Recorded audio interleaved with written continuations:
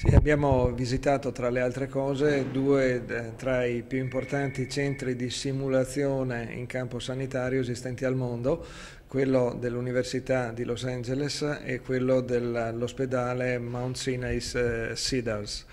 E abbiamo potuto verificare come questi centri di simulazione, che sono dotati in generale di manichini altamente tecnologici e di software altrettanto dedicati,